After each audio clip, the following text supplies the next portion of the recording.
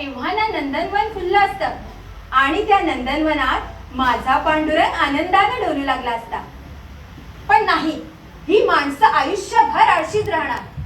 जीवनातला वेळ जात नाही म्हणून मग करायच्या पंढरपूरच्या वाऱ्या. पांडुरंग तर दूरच राहिला, उलट ही माणसं तिथून येताना पटकी महामारी सारखा दुर्धर आजार घेऊन येतात आणि मग धर्माला दोष देत मरणाची वाट पाहत अंथरुणावर घेऊन राहतात. मागच्या आषाढात गावातील कितीतरी माणसं पटापट पटापट. नको नको त्या आठवणी. पांडुरंग पांडुरंग. अहो पण अरणफिटीतलीच माणसं मेली भर.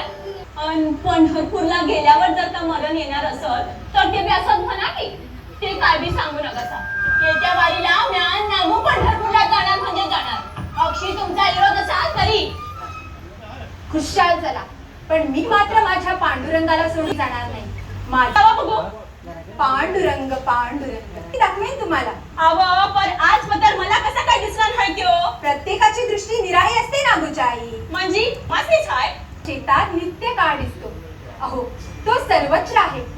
तो जसा ज्वारी बाजरीत आहे तसा तो मिरची कोथिंबीरीत आहे. तो मोठेत आहे, नाड्यात आहे, विहिरीच्या पाण्यात तर त्याचं गोमटा प्रतिबिंब